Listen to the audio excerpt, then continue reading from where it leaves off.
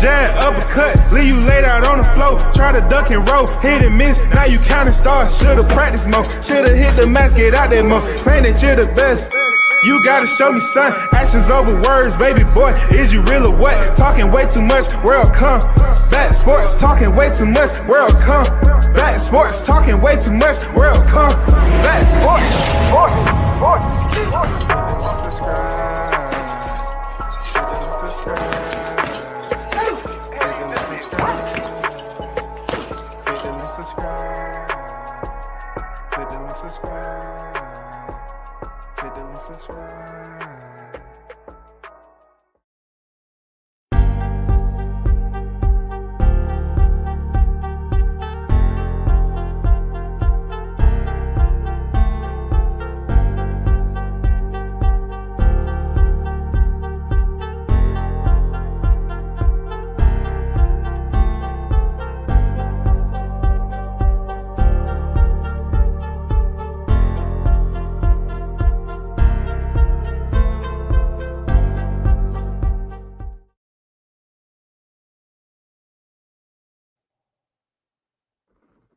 Good morning, everyone. WCS back at it once again. Big shout out to the supporters on deck as always, man. Today's topic is a little bit different than usual because, I feel like it's somewhat important to speak on situations like this every now and then, kind of break up the monotony that we hear every day from being online, talking about the same topics that everybody else is talking about. This is not fairly a new topic per se. It does deal with a fairly fresh situation that goes on every day. You know what I'm saying? So I just want to speak and give my view on the process on what's been going on lately. You know what I'm saying? With these, domestic situations. I speak about them in boxing sometime about domestic violence and those individuals who are involved. And I only spoke about it from a boxing perspective, being that, I pretty much experienced some of the fighters on how they can have different mood change, some of them from being punched in the head. But with domestic violence, we're talking about, in this case, we're talking about a man versus a woman versus a man. That's what we're talking about today. We're talking about the active headlines that's out there about Jonathan Majors, an actor who's been around for a little bit. He's been on the clock for a little bit. We're going to talk about him and some of the movie roles he's been a part of and what he's been accused of. Okay. And then we're going to talk about the most current situation that happened on Facebook Live, dealing with Khadijah Michelle Brown, who was in an argument with her baby's father. And I'm going to get deep into that because, being from the South and being around people who's been in similar situations, that was just a tragic, unfortunate incident where, this man was a part of toxicity. I'm not placing all the blame on her. I don't know what this dude did or did not do. The same for her. I don't know what she did or did not do. But when a baby is a part of the environment, it gets worse. In this case, it was worse. What's good? Big Blunts and Boxing first in the building. What's good? What's good? Salute to you, brother. So let me go back to I wouldn't call it a relationship. I call this was like a friendly, fair a friendship, on a fair playing field, so to speak. Just horse playing, as they call it growing up, horse playing around back in the day. And the lady that's to the left of the thumbnail, right? Her name is Cassandra Damper. The one is right behind Jonathan Majors to your left as you're looking at the thumbnail. All right. So she was in a situation, just kicking it with some friends of hers. It was her and two guys in a car at a gas station. And this was back in 2018. and they was just talking, and it wasn't really no aggressive talk. They was just really BSing around, man, just having some dialogue. It's just shooting it, you know what I'm saying? Just basically having some fun, joking around. Now it comes into play when the individuals are in that situation. I don't know what gas station they was at per se, but a lot of people this day and time do carry weapons in their vehicle. You have to be very, very aware about if you're going to carry a weapon in your vehicle or you are a passenger of the vehicle. Be sure to know the experience level of those that's going to be around you when you have that firearm. In this case with Cassandra Damper, her friend never took it serious enough that she would play around with his pistol or anything like that, and it will almost cost him his life. So when they were sitting up there joking around, just shooting it, just talking back and forth, she decided to pick up a weapon. And the reason why I have her tied into this live, because the comparison is really similar to the situation that just happened on Facebook Live. You know what I'm saying, with Khadijah. It is almost similar in action, almost similar, y'all. And I'm gonna tie it all together. So Cassandra Damper was in there with two male friends, and they was joking, having just talking, shooting it, right?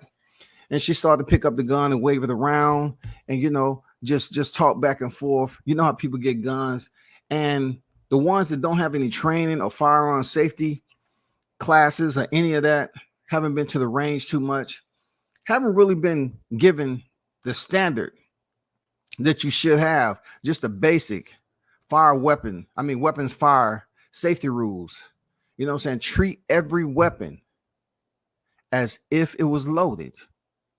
Treat every weapon as if it was loaded. Never point a weapon at anything you don't intend to shoot. That's basic fire safety rules that I learned when I first went into the service, man. We had to know that at like the back of our hand, because we carried rifles with us majority of boot camp. Anyway, she picks up this pistol and she's waving around, playing with it, and her friend, you know what I'm saying? Devin Holmes, her friend, was trying to tell her, hey, chill, chill, stop playing with the weapon. And in the video is still out there, depending on where you look. This is one of the only videos you can see where somebody's getting shot the way he did, and you still can access it. I'm not going to show you all, but I'm just putting it out there, right? So she started playing around with this firearm. It seemed to be that of a 9 millimeter or 40 caliber handgun. And he really was trying to get her to point that weapon away from him. You know what I'm saying? Point it down in a direction that's away from anybody that's in close proximity. Not to, in case the gun did go off, nobody can get hit in that immediate proximity, right? So he didn't try hard enough. She picked up the gun again, start playing around with it. Didn't check to see if it was ammo in the head. The head of ammo in the head means 1 in the chamber, what we consider to be condition 1. That means the weapon is loaded and ready to fire. She didn't think to check and see if the weapon was loaded. And some of these weapons this day and time don't have safeties. Some of them don't have safeties. You know what I'm saying? Some of these weapons that you can engage your palm and then you can fire. Some of them, they don't have safeties, period. Some of them have ambidextrous safeties. It all depends. But a lot of them don't have safety. It's just pick up, boom. Pretty easy, user-friendly. So she didn't think to check and see if it was a round in the chamber. It was condition 1. It was ready to fire. And she held that gun up, playing around, and held it towards Devin Holmes' head. And she squeezed the trigger as if she was going to dry fire. And when the gun went off, she hit her friend in the head. Live. They was live on social media. Live. Facebook Live. Just like Khadijah, who recently did the exact same thing to her husband. They was live on social media talking, playing around with a firearm, because firearms don't kill people. People kill people with firearms. You leave a firearm by itself and just let it sit on your seat. It's doing nothing. It's when a human being picks that firearm up. And depending on how old that person is the tragic that you get. Sometimes you can stop it before it actually play out, and sometimes you can't. In this case, she squeezed the trigger thinking it was going to draw fire just to say, haha, I got you. And it went off. Boom. Shot the man dead in his head. Point blank range. It was one of the most tragic events when you think about how it played out on Facebook, because, you know, seeing the look on his face and the way he started to slump over to his left, I myself cannot put myself in his situation on what his thought process was at that moment, because now she had shot her friend she had known for a while. He himself is slumped over and blood is gushing out the left side of his head. Now, the guy that was in the back seat and Cassandra Damper, they both panicked. They're live on Facebook now. They left the vehicle and then, you know, came back, cut the stuff off. They was in panic mode, you know, trying to figure out what to do. She ended up tampering with evidence while she was on Facebook Live, and everybody's watching this. She tried to go wash her hands, you know, because she didn't want them to test her hands and see if she actually shot the weapon. So she actually tried to do a cleanup job. She actually tried to sanitize the weapon and her body from clearly a weapon that she fired. And she fired without tussling or anything in an aggressive manner. This was not a situation where she was trying to defend herself from somebody that was overly aggressive. Any of that. She didn't. So when she shot this man, he slumped over. They panic, as they should. Man, they went running around, you know, in panic mode. And sure enough, she ended up being arrested. She went to trial, and, you know, they pretty much charged her with the crime, of course. She was sentenced to serve 10 years for aggravated assault, right? Served 10 years for aggravated assault and 5 years for tampering with evidence. 5 years for not just calling 911, y'all. 5 years. The judge is looking at, you know, you're absolutely 100% guilty, but you chose to try to cover it up. So what that say about your morals and principles?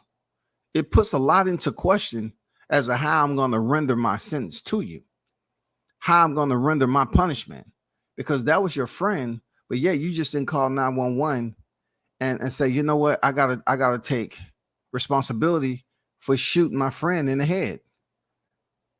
You know what I'm saying? I gotta take responsibility. But she tried to leave the scene and all that, you know, cover up, discard the weapon and all that. She was sentenced to 10 years and 5 years for tampering with evidence. Now, the wild part about a woman in this particular case, I'm not saying every woman, but a lot of women, in my opinion, who are in situations like this, somehow, man, it's always that moment where mercy is placed upon them. And this is what I see going on with Cassandra Damper. Now, I can't really go in on her actions except she messed up dearly, and she neglected to treat a weapon as if it was loaded and maximize how dangerous it could be if she didn't do a safety check to see if it was around in the chamber or any of that. She was just playing around. So I don't think she had any malice intent to shoot her friend in the head. But what she did after that is pretty much got her that extra 5 years. Now, the wild part about this dang ride is as much as it seems that she was going to be incarcerated for quite some time, and she was going to be locked down for an extensive part of her younger life, right? She only served 6 months. Yeah, you heard it correctly. She pled guilty in August. The 2 counts, right? The 2 counts, and she's been locked up. She was ordered to serve the sentence concurrently.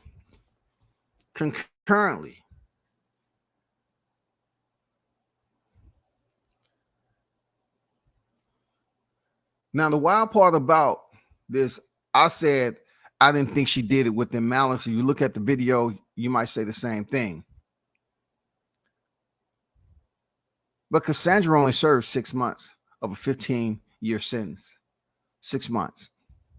Now, you're probably saying, WCS, well, you know, I'm pretty sure, you know, there's a reason that they seen her as not being a cold-blooded killer in an attempt to take her friend out for whatever ulterior motive and all that. So that's why she's being let out.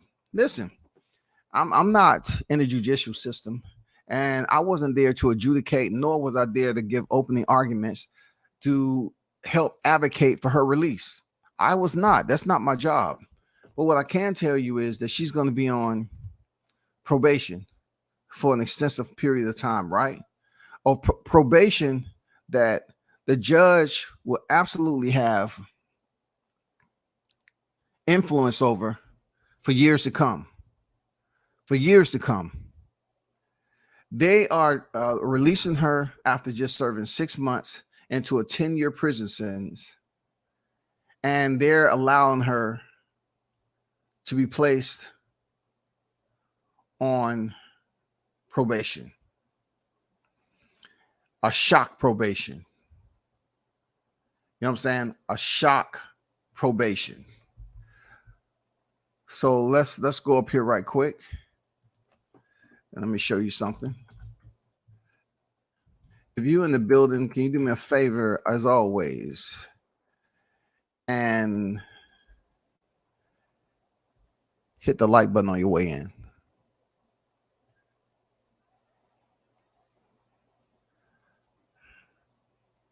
Okay. So let me share this with you right quick. So let me share screen. Shock probation. Okay. Shout out Jamal Neezy. I see you. What's good with it, Neezy on deck? Salute to your brother.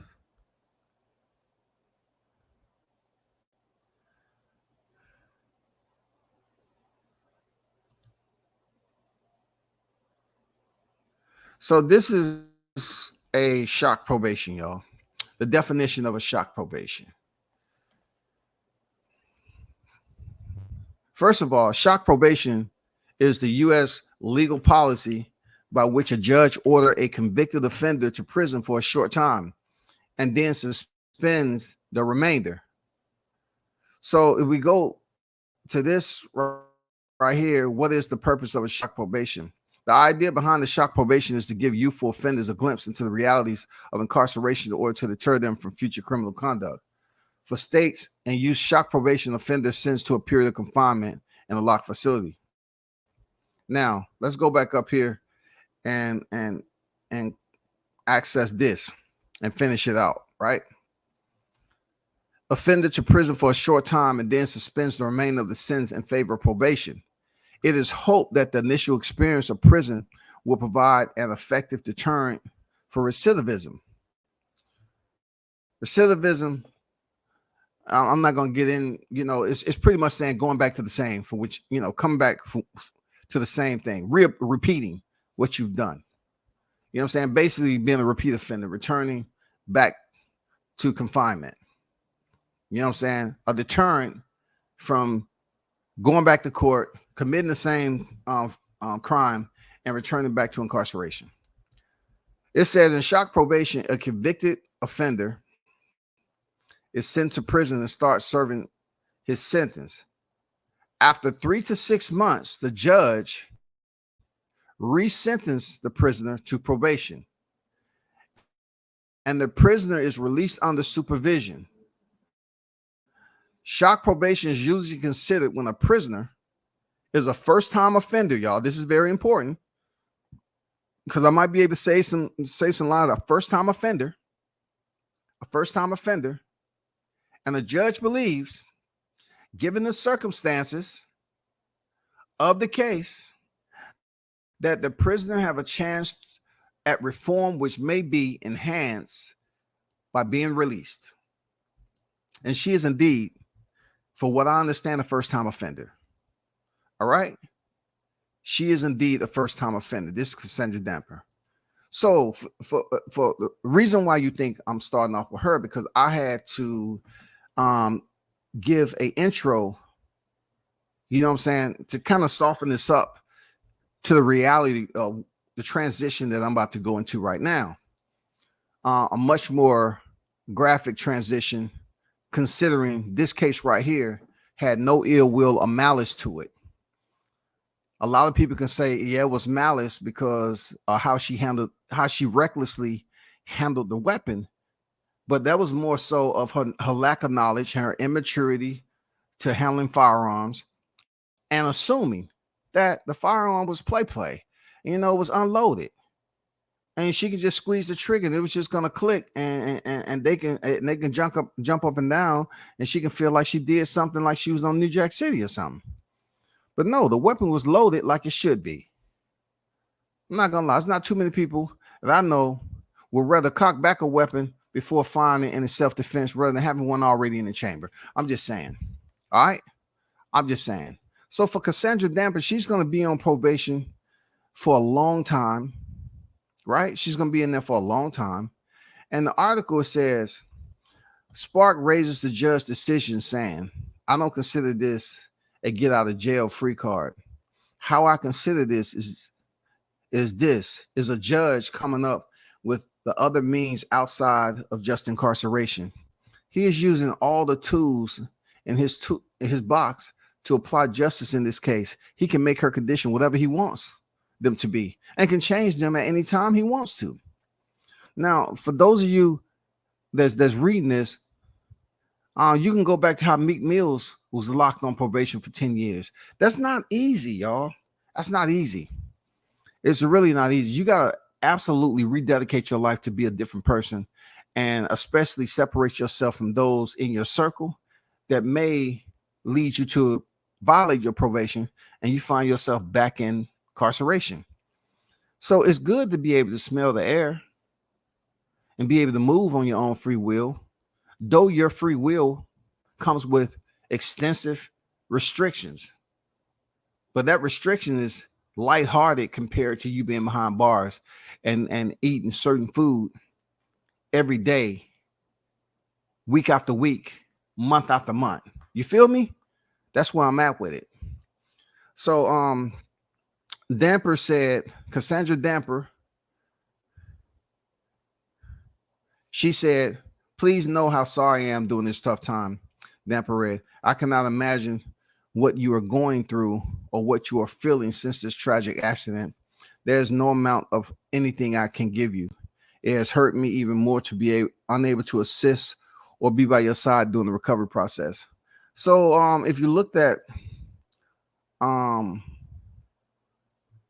friend Devin, you know, the side of the head that he was shot was his left side, and his eyes completely closed from brain damage and stuff like that. But he is living with disabilities. I don't know if the judge is going to order her to pay any type of restitution, but we'll see how that plays out in upcoming weeks. Now, let's get back to the thumbnail. Recently, we had Jonathan Majors hit the blog for a domestic violence situation, allegedly. All right, allegedly. Jonathan Majors, if you remember, he's played in most recently Creed 3. He was somewhat a childhood friend, you know what I'm saying, of Adonis Creed, childhood friend who went away, did time while Adonis, the younger friend, went on to become a world champion and everything. But Jonathan was supposed to be the better fighter of the two, but he ended up being incarcerated. But he always looked out for Adonis when they was kids and everything. So he got out with a chip on his shoulder, figuring that he was always been the better boxer. And if not being locked up or incarcerated for a gun charge, he would have been in the same position as Creed. So in the movie, you know how that played. I'm not going through the whole movie. But Jonathan also played the Ant-Man and the Wasp, Devotion, The Harder They Fall, Avengers, the Kang Dynasty, Magazine Dreams. So he has some credits. You know what I'm saying? He has several credits. Most noticeable Creed. Okay. The movie is done extremely well. But recently, with his fame, I'm not sure who the woman was. I don't know if she's a newbie. I don't know if she's an intern. You know what I'm saying? I don't know how long they've been dating.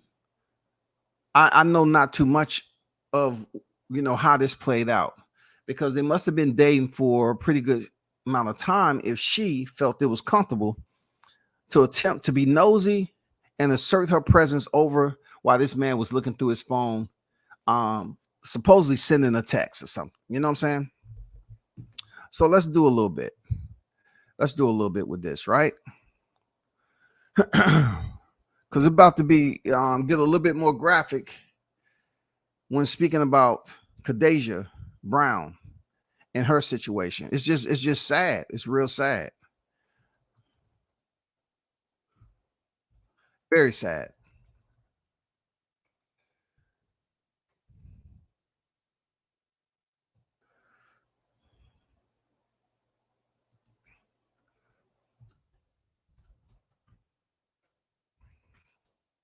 So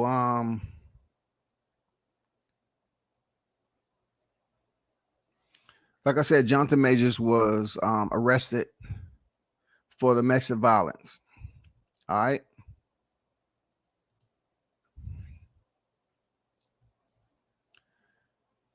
Actor Jonathan Majors was arrested Saturday in New York following an alleged domestic violence incident, police said.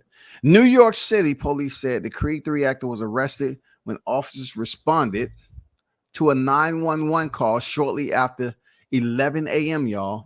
11 a.m.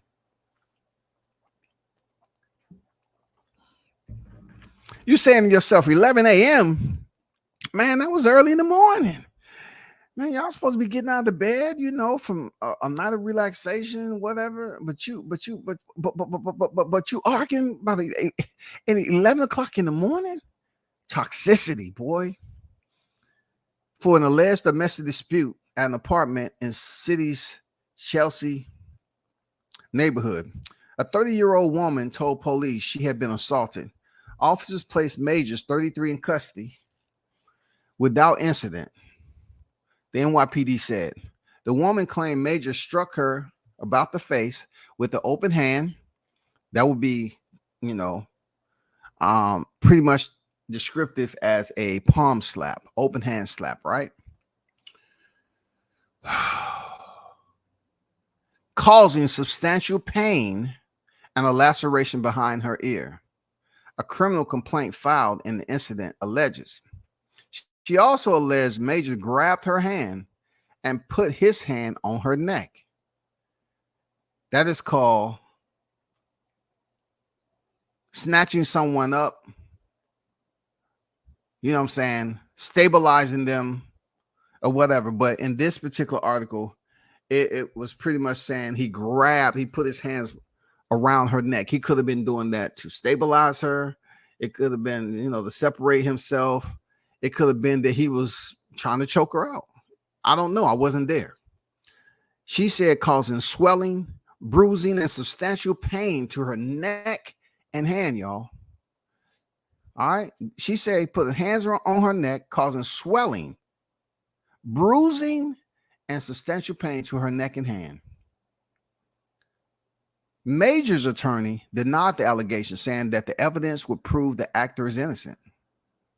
Jonathan Major is completely innocent. We are quickly gathering and presenting evidence to the district attorney with the expectations that all charges will be dropped imminently. All right.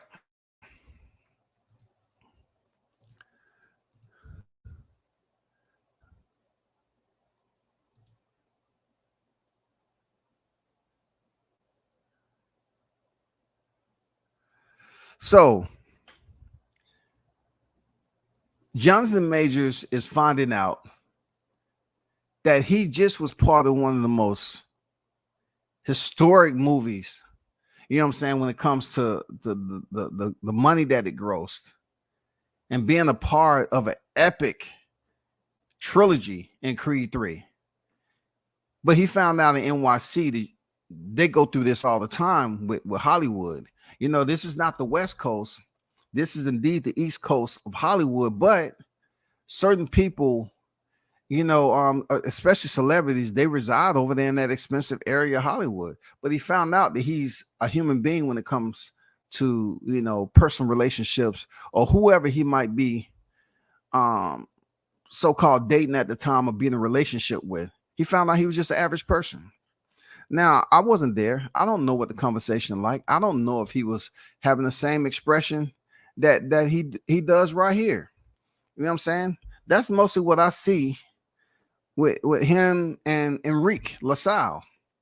They pretty much have the same expression all the time. I don't know if this expression that he had when he was being arrested and law enforcement was asking him, hey, what happened?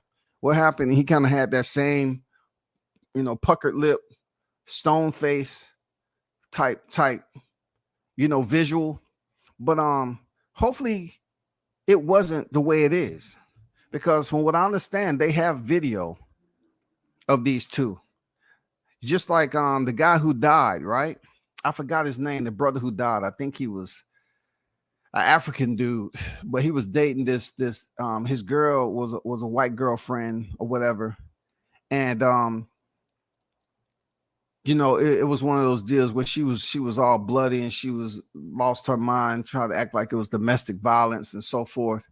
But video surfaced that she was just laying hands on this man in the elevator. And it is some people that exist in life, man, that believes that according to your stature, according to what your size is in life, that when it comes to a woman, there's no way, no how that woman can cause you pain. And that's just not the case. That's a very, very distorted way of thinking when it comes to domestic violence. And if you don't know, Jonathan Major is a big dude. You know what I'm saying? He's all over the magazines. He was in Creed. He's a big dude. He works out. So they looking at this guy. I seen you on the big screen. If she say you hit her, yeah, I believe it because you lift all them weights. You know, it's some people out there with distorted sense of thinking to think this man isn't the victim.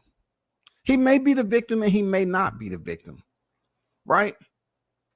But when it comes to a situation where a woman or a man, but in this case, we talking about the woman, feels comfortable enough to be nosy and check out your business on who you're talking to on your phone, it's only going to get worse. It's only going to get worse from there.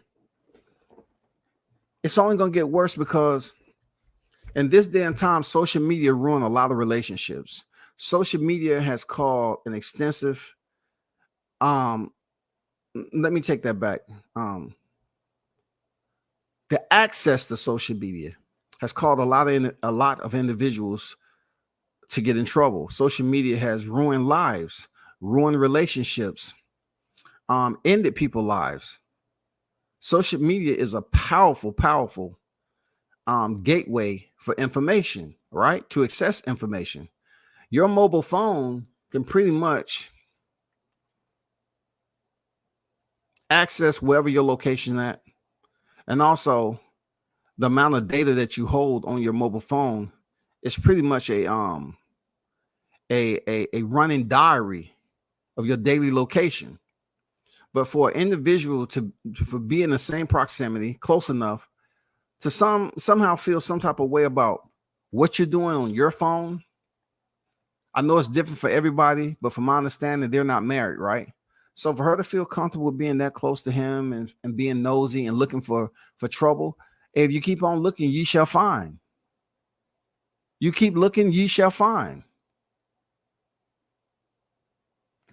The biggest turnoff for me, is for a woman to pretty much pay attention, to believe that every time my phone buzz or go off, they need to know what that is and who that is and why they texting me, for what reason, and how I respond to that person texting me or whatever. You know what I'm saying? Is it male or female? What are y'all talking about? What does this pertain to? That's a turnoff. So for Jonathan Majors and his girlfriend, for her to feel some type of way about him, texting whoever he was texting, I'm gonna be honest with you, bro. It don't matter how big a dude is. We saw that with Steve McNair. Steve McNair is big as they come. His girlfriend was small, petite, and she took his life. Period. So when you come to a domestic violence situation, we have to see how it plays out. But from my standpoint, this is how it goes with me when it comes to the women that are nosy and being mad and want to make it physical. Not for 1 second, I'm going to sit up here and say, well, I will give you the old traditional rules because I'm in my 50s and I need to tell you the way it should be for me growing up. First of all, you should never, ever, ever put your hands on a woman. That's just not a commandment of mine. I'm not saying I do it, but I'm going to tell you some factors that underline the reason why I don't think that is true. I think that's an old, stale, traditional method when you had, people back in the 40s, 50s, 60s, 70s being raised in households that had larger families. The male was out there in the workforce and the woman was taking care of the kids. But even then, domestic violence happened. It depends on who it is. But anyway, as time has passed and we've grown, into a whole nother era, you will hear people say, like I heard someone in a conversation, and it was a woman, talking to a man, and she say, a man should never put his hand on a woman by any means. No. So the guy was pretty much like, this is my take also. I'm on board with what he said. He said, so you saying never? She said never. He said, well, what should you do? Right? Because when it comes to a woman that's advocating for another woman, you have to allow them to take the lead, because if you take the lead, they're going to have an answer for everything majority of the time. Not all of them, okay? I'm not going at entire species of women. Some of them, a lot of them will have the answer. So you let them lead. So what should we do in that case? You should separate yourself. Okay, I agree. All right. The best way I can break this down is floor plans. So let's start with floor plan number one when it comes to separating yourself. Floor plan number one provide you with multiple points of egress. Egress is exit, right? So you find multiple points of egress that you can leave the situation and walk away. Floor plan number one is amazing. If we had that default in our lives in a relationship and we're in a contentious moment where we arguing with our girl and the woman or myself, we have an opportunity. Anybody else, we have a floor plan that allow us multiple areas to egress away from the situation. I love floor plan number one. It just provides you with outlets. It allows you to remove. Okay. To remove. So go to floor plan number two. Floor plan number two still have, maybe a point or points to egress, but that is being hindered by whoever, in this case, a woman that you're in an argument with, and it's a bit more aggressive than just a basic conversation. You know what I'm saying? So therefore, let's just say the other points of egress are windows. You know what I'm saying? Floor plan number 2 gets a little bit difficult. And then the door is right there for you to pretty much de-escalate. 3 steps in this. Floor plan number 2, you want to leave out the door, right? To de-escalate, separate, okay? De-escalate, separate, and absquatulate. All right, de-escalate, separate yourself from the situation, and absquatulate, which means relocate, right? So you have 3 plans. You have the 3-step process in the floor plan number 2 to place yourself in a whole nother different situation that is much more healthier. This is an intense, toxic argument. So remember the moments where I talked about egress? You have that floor plan number 2, and you have some, a window can be considered a point of egress, right? It can, depending on what floor you're on. If you're in a home or whatever, it still can be considered. But you're walking out the door because that's where you want to go. You want to leave, you want to separate, you know what I'm saying? De-escalate, separate, and relocate yourself somewhere else for amount of time until this dies down, right? In this case, you're not able to make it to the point of egress, which is the DOOR. You're not able to. The situation is way more intense, and it may potentially get physical, right?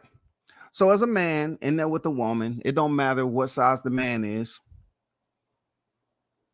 A woman can prevent you from going to that door if she wants to, whether it be by a firearm, whether it be having a knife in her hand, or no weapon at all, just standing in front of your face, standing in your walkway, standing in your path when you're trying to get out.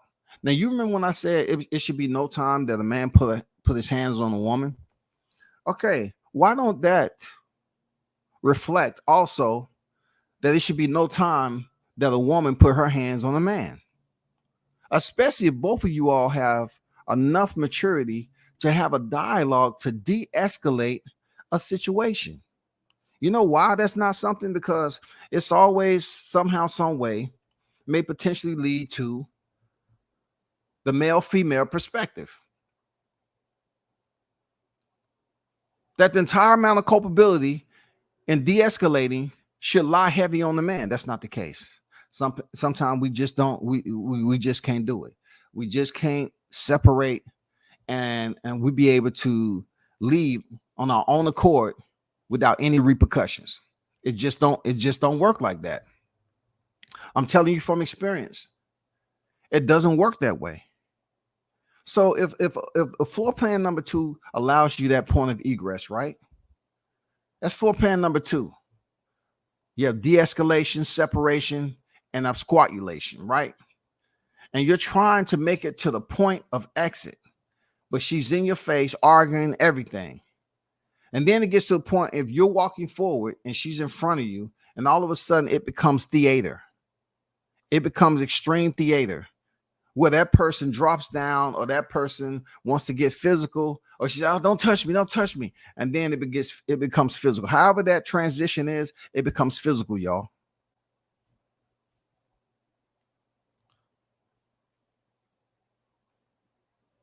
Town Biz, what's good, brother? Lost all the boxing, what's good? It becomes physical. So now let's try to weigh in some variables on physicality. She can fall through the floor and start putting on the act. Okay. Or she can continue to stand in front of you. You keep trying to walk her down to get to the door, and she feels like you're just trying to disrespect her. She feels you're the bigger person, the stronger person, and you're trying to bully her.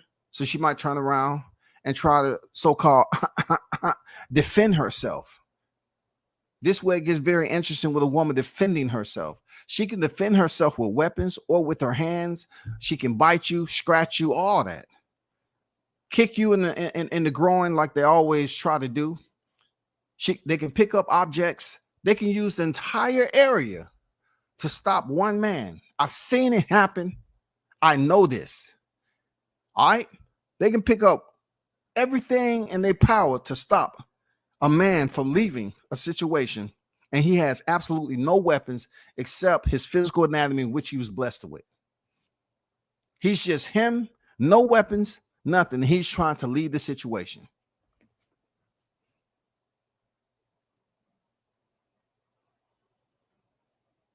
He's attempting to de-escalate. He's attempting to separate. And he's attempting to relocate himself outside of that hostile environment to later return, if they're residing or cohabitating together, to later return to the door. I mean, later return to his domicile. All right. So let's go to floor plan number 3. Floor plan number 3 becomes drastic. Floor plan number 3 changed lives. Floor plan number 3 provides you with the point of egress, but let's know that the egress was in floor plan 1 and 2. But now this point of egress is null and void. We don't worry about the point of egress in floor plan number 3. That's out of the question anymore. You know why? Because now it's all about saving your life. Floor plan number 3 has canceled out the point of egress because now it's fight or flight. It's fight and attempt to flight. Is you in a situation where you have to defend yourself with extreme measures? You are in danger. You are in a situation where the one person may now be using weapons or holding you in a confined space. Any of that extreme type of manners or behavior that we go through all the time, this is floor plan number 3. Now we're not talking about leaving the area. Now we're talking about it becoming a crime scene. Now we're talking about it becoming a place of combat. That's floor plan number 3. Is try to get out by all means necessary. They're not going to let you out on your own accord. So therefore, you have to fight to get yourself out of the situation. That's floor plan number 3, point blank, clear as I can make it. In these relationship cases, floor plan number 3 is more evident than you think.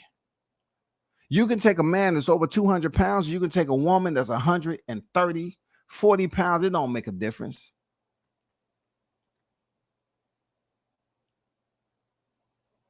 It can get to a point where y'all are stuck in floor plan number 3 because she has already gave you an ultimatum. You ain't going nowhere. And you say, well, I am. And you find out that's not the case. She may have a gun, a knife, or whatever the case.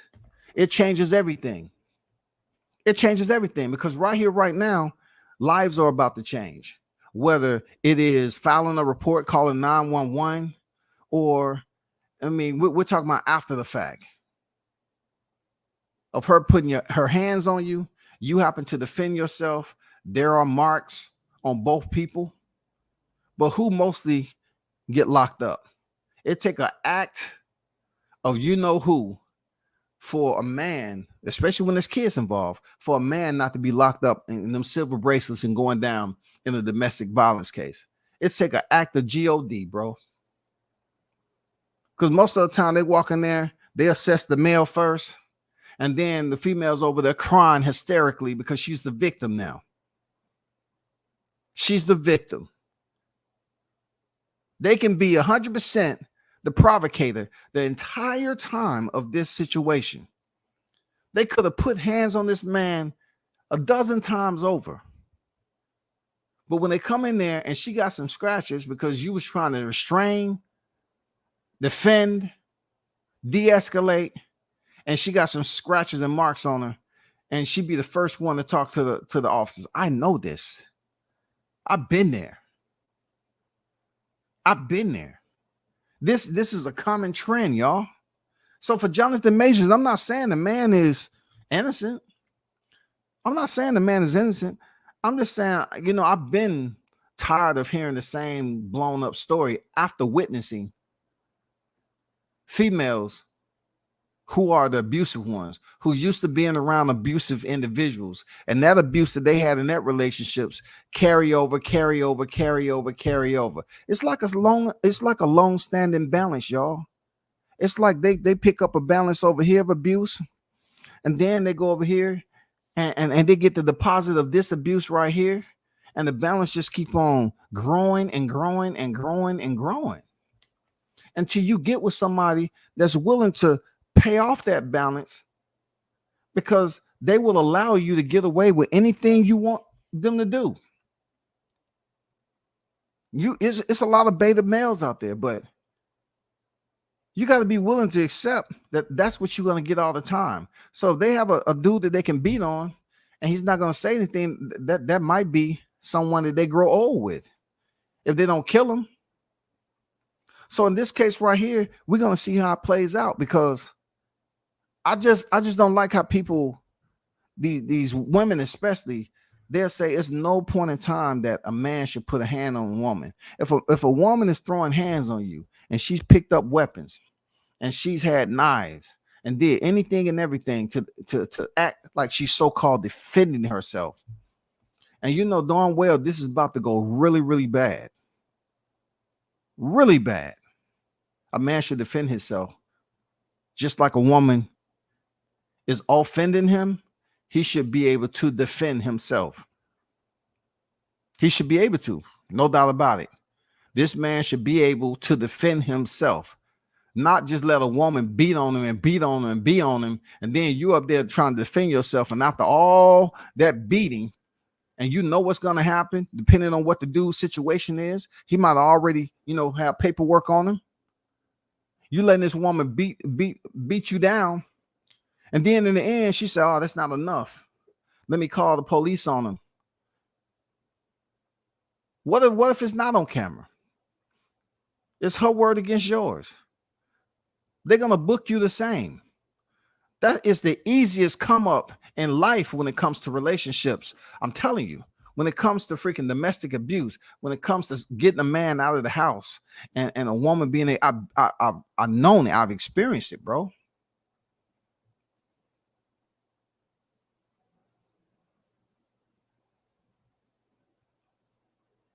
Just look at Jonathan Majors, right?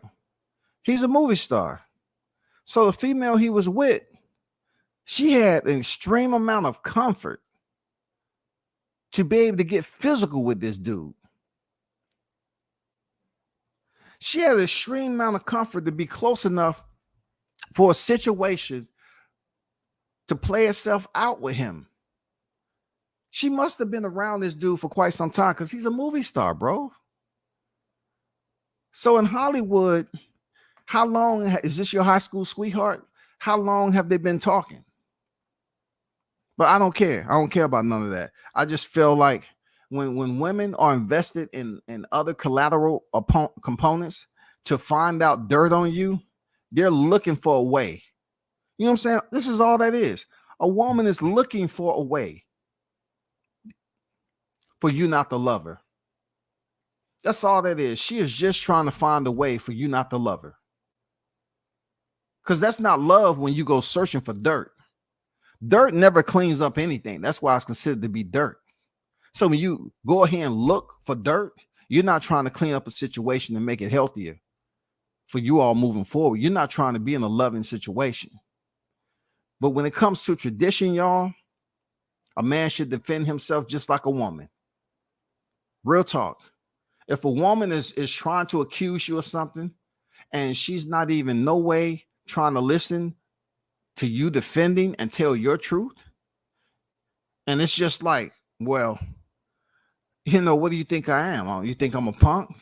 I mean, how many times as men have we heard women say some stuff like, they say the BI, they call you the BIT. You know what I'm saying? They call you the bitch. And then they add the AN onto it. And they continue to get familiar with that. So as a man, if you allow a woman to call you that once and you don't check her, and then if a woman, right, allows us to call them a bitch over and over again, and they don't check us on it, that means you condone it. You feel good about it.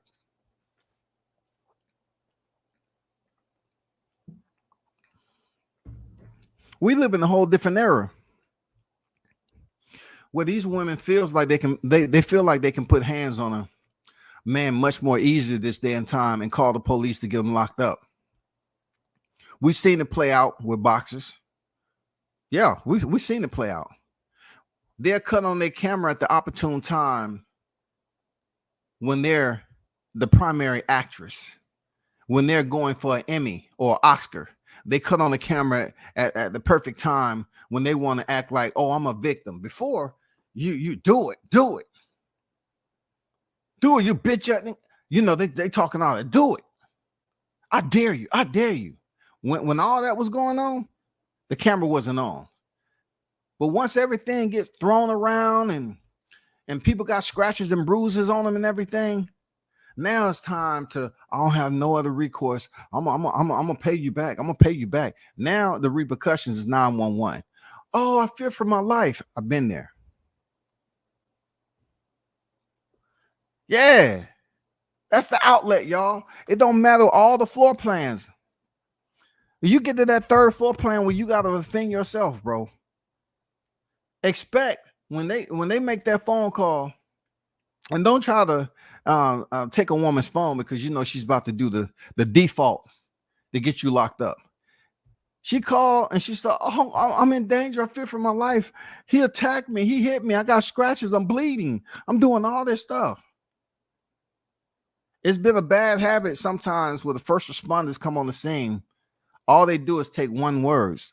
So I would basically suggest to the men for you to call the law enforcement the same way and give your side of the story why she's on the line with 911 too. I wouldn't suggest you let her call and let them get her side of the story only, because when they get through that door, all they know is, I'm in danger. I fear for my life. I'm in danger. I fear for my life. I fear for my life. I'm in danger. Yeah. And the fake hysteria. They put a little, gone with the wind tears in there too. They give you the fake, like they're crying and stuff. He hit me. You know what I'm saying? They give you the crying. They give you the entire emotional release, y'all. They give that to 911 right in front of you. After everything you done for that person, right? It all depends. I know it's changes, but everything you done for this person, right? It goes out the window when he hit me, he slapped me, he punched me. I got bruises.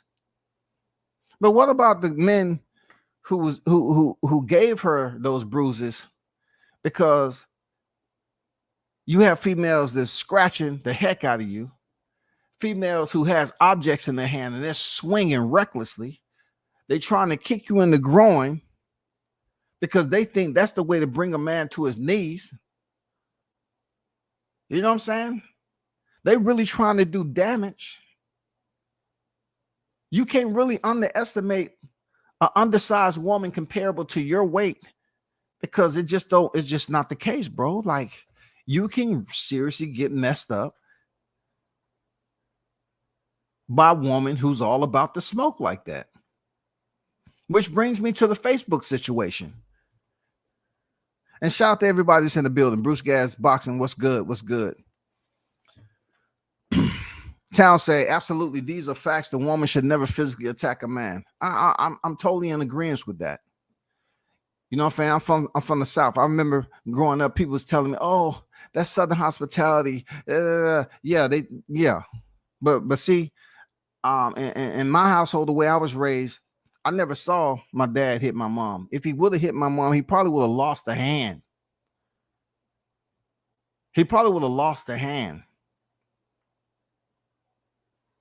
I mean, you talk about back in the day in the South, these women, they were strong, but they were strong in support of their men, their household, their children.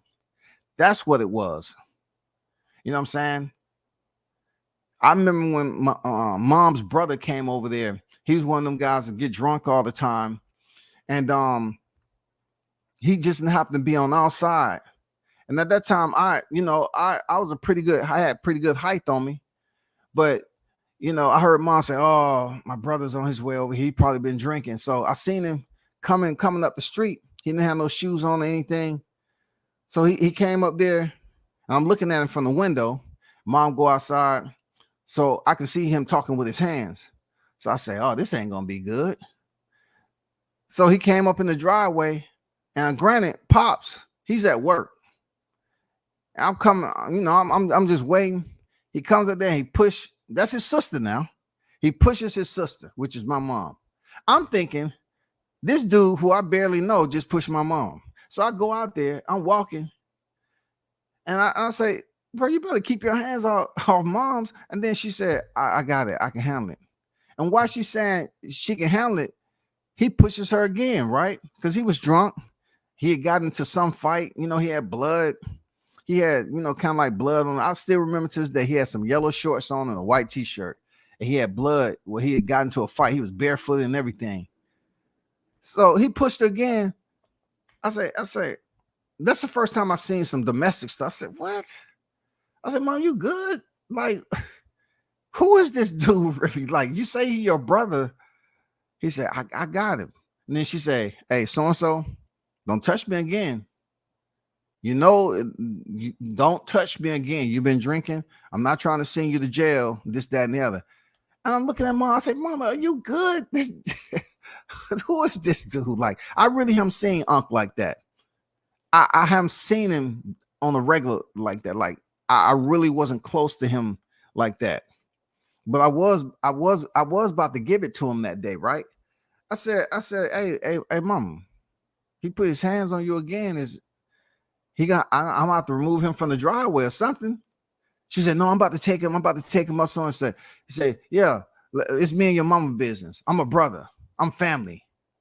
I say, "But stop putting hands on her." So mom got in the car and took him up on the next street. And she didn't want me to go. I felt bad. I say, "What? What if he ended up doing something crazy? He already don't have no shoes on." And sure enough, she was taking him up to something. He wanted to go up to the package store or something. And I think he was gonna ask mom to give him a ride home.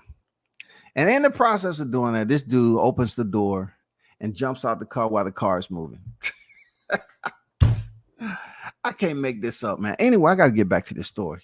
Khadijah Brown, man.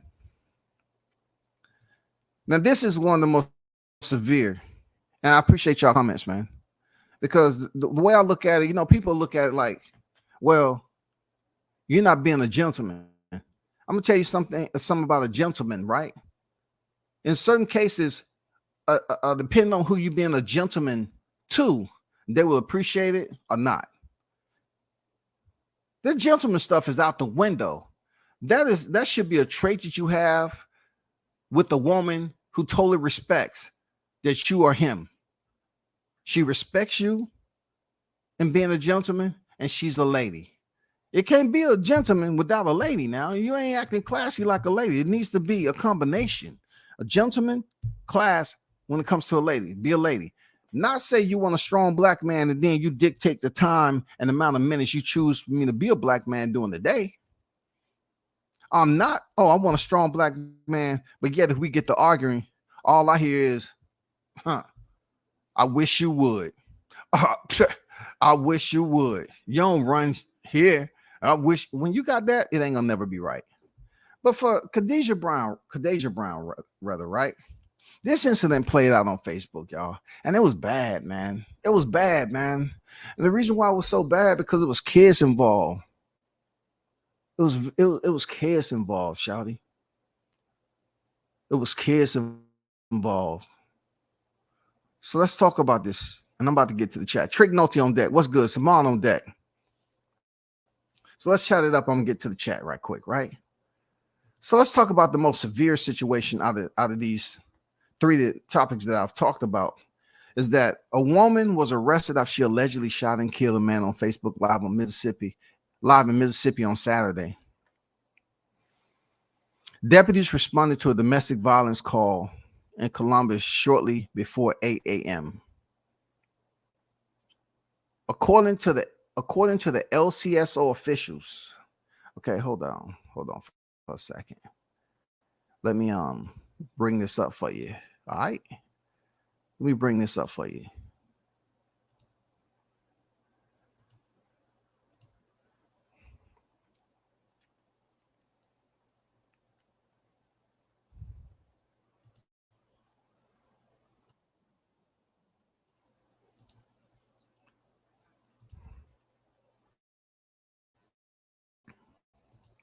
So the LCSO, Lowndes County Sheriff Office, said deputies responded to a domestic violence call in Columbus shortly before 8 a.m. They found that 28-year-old man who lived at the home had died from a single gunshot wound. Now, you saying to yourself, how did this happen? Who was at fault, etc.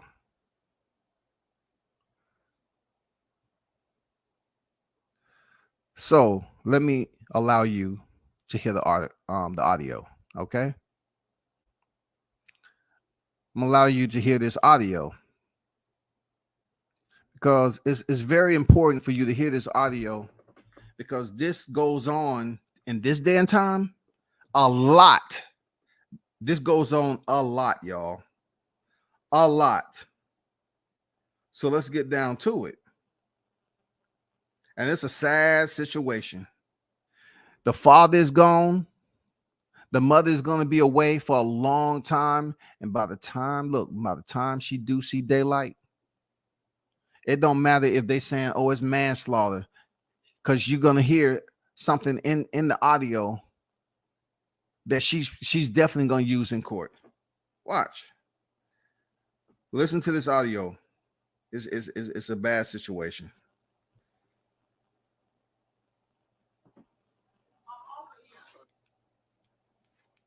Simply Safe protects over 1 million homes in the Hold on United for a States. second.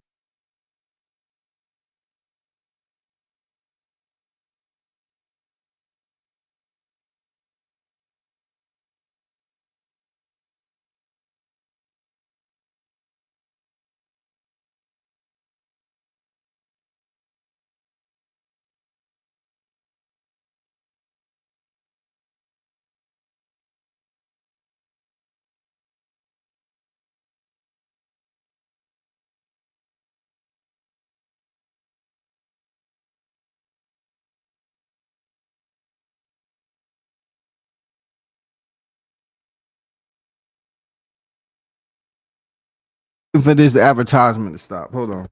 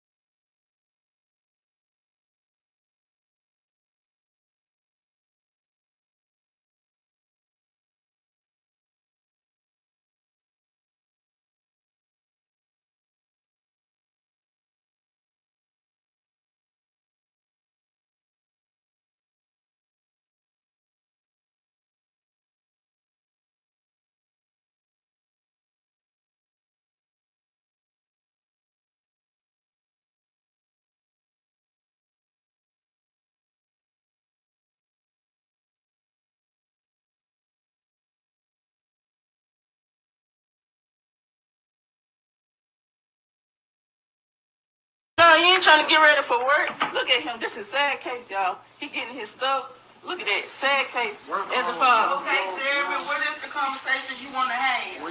Yeah, and your baby in the room.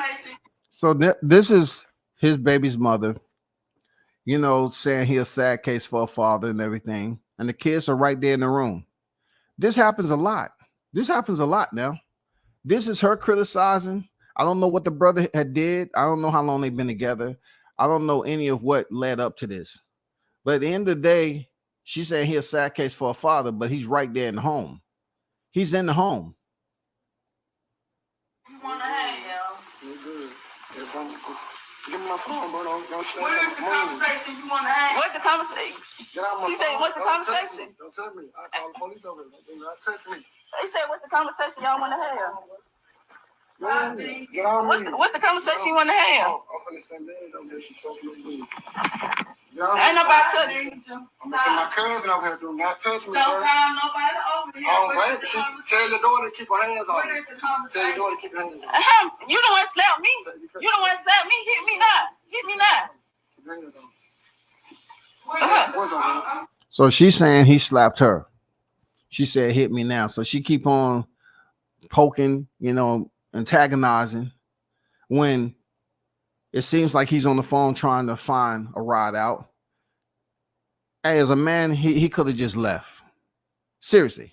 But he's still there talking on the phone where she's Facebook Live, and she keep on just elevating the situation with the kids in the home. You know what I'm saying? And then if that's her mother in the background, she sounds sorry as I don't know what. You know what I'm saying? She ain't telling her daughter anything. I don't like that either. You enabling a hood rat. You know what I'm saying? You already know you have an unhealthy, toxic situation, and you ain't doing enough to stop it from happening. She can't even see the potential that her daughter has in elevating this situation to where it went. She can't even see it. They've been ratchet for so long. She don't even see it, bro. I'm still asking what is the conversation. Oh man, that's what I'm finna do. I'm finna get out. I ain't really trying to argue at all. I'm just trying to get my... No, you want to go tell your family about this, about that. You want to do this. I'm trying to leave from over here to pee, man. I ain't trying to argue at all. Ain't nobody. I'm going to take my car key off. Stop. What is the conversation? No, what's the conversation? What's the conversation? Keep your hands on. What's the conversation? Keep your hands on.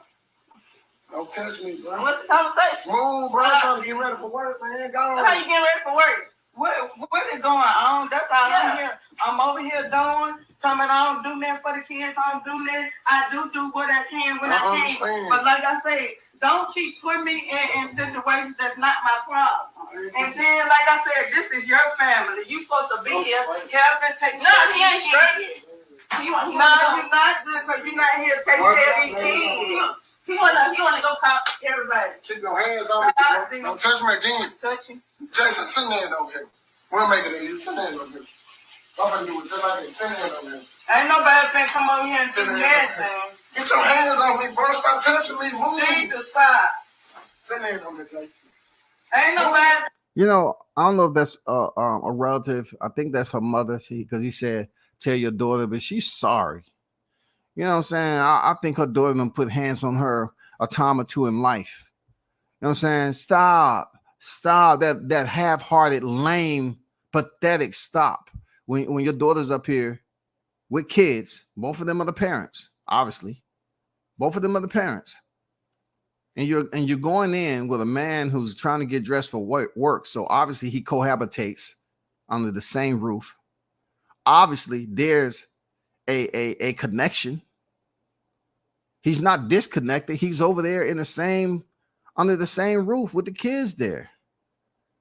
And we're going to find out that those kids know exactly who their father is near the end of this audio. That's a sad part about it. She's up there, keep on poking the bear and being an antagonist, spiteful, vindictive, and keep on pushing this man when he's on the phone with somebody. And like I said before, he could have left and say, you know what? This ain't going nowhere. I got to move. I can't just hang around and talk on the phone. I'm speaking in hindsight from looking at the video. I just wish the brother would have left. You know, the floor plan is right. You have those points of egress. He should have been able to use all the floor plan and get up out of there and leave before it returned into floor plan number 3. Ain't nobody coming over. Oh, me, boy. Sit down. Get your motherfucking hands on me, boy. Stop touching me, boy. Stop. Stop touching me. Stop. Murder scene, Stop touching me again. Stop. Let go. Touch me.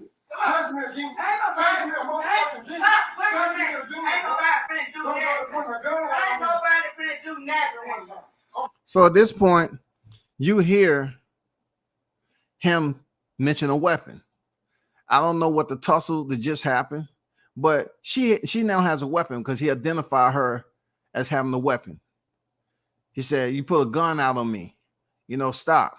Now it becomes a whole nother situation. Now you in floor plan number 3, and the point of egress, what he should have took earlier, is not there anymore. You know what I'm saying? The camera goes black, but everybody that was there when the camera was on is still there in the house. The kids, the grandma, the mother and father, they all there, y'all. Now's a gun. Now there's a gun presented. Now it changes everything. Open the car. Don't worry about it. Touch me again. Touch me again. Stop. Yeah. Touch me again. Yeah. Stop. Yeah, Touch me bitch. again. Stop. Stop. I'm not opening here for that. Motherfucker gonna keep her hands I on me, your boy. ass nice, bitch. Stop. Nobody, I can get out my bed for this. Yeah, people so Stop. man. Go ahead and lose my shoes, man. Oh, you ain't getting nothing. Everything in the top belong to me. Stop. So she pretty much say the brother ain't getting nothing. Now I can't speak for every brother. I can't speak for y'all. Real talk. But as a man to another man, I'm just saying, like, if you ever was to make a decision to move in a place or to have your own place, it's best you do it on your own accord, brother, in your own name. Because if you ever, and a lot of this happens down in the A. A lot of this happens in the A. I'm not gonna lie, but I get to that later. A lot of this type of dudes cohabitating with women who has jobs and making money. They're not doing too much of anything. It happens a lot down here in the South.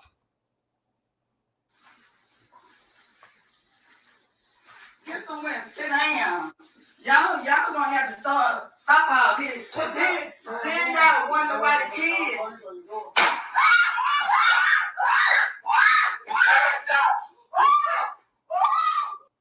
There it is. Mr. Turtle-driven grandmother. Y'all have to stop. Hey, kids. You can tell a person who talks like that, they go through this all the time because it just seems like they're talking and they're just rambling on. They're not really talking with a purpose, goddamn. It's just they're talking just to be talking because they do it all the time. Y'all stop, man. Y'all just doing that, man. The kids around here. Y'all just stop, man.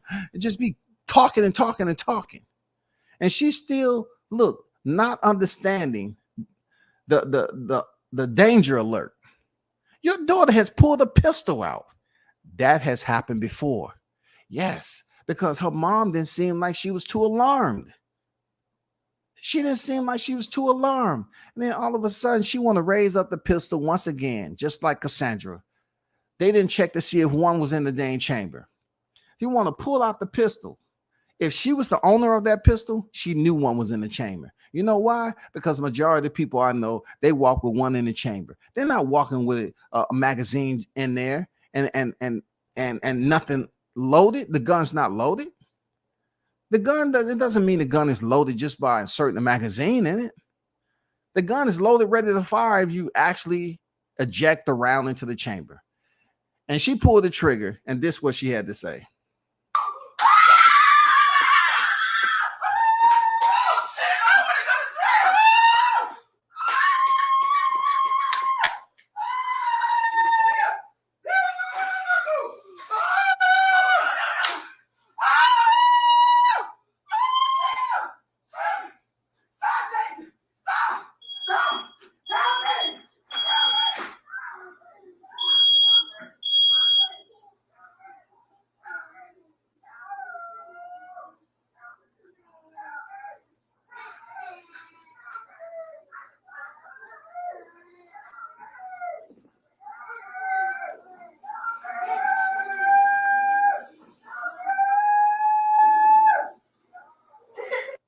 Do you hear? Do you hear the sound? Do you hear that sound? Now that's genuine. That's genuine. They're in shock because look, they was just in a very physical situation where the tone was a lot lower and it was all about the antagonizing. It was all about continuing to elevate it. You know what I'm saying? Instigate. That's what it was all about. Now it's the screaming and yelling in the aftermath. Now it's genuine shock. It's genuine shock and awe. You pull the trigger. Now you in awe on what you see. The same guy that you were saying wasn't nothing, and you pulled out a gun just to show him you didn't care. You didn't care about this dude. Now look, this same dude that was on the phone telling you to stop touching him. He's on his way to work, y'all. She shoots the man. He's down. He ain't fighting back no more. And now all of a sudden, you hear the kids coming to the audio. That's the saddest part of this whole situation on the second half. It's the saddest part, man, because one of the kids pretty much acknowledged that, you know, dad, is something going on with dad.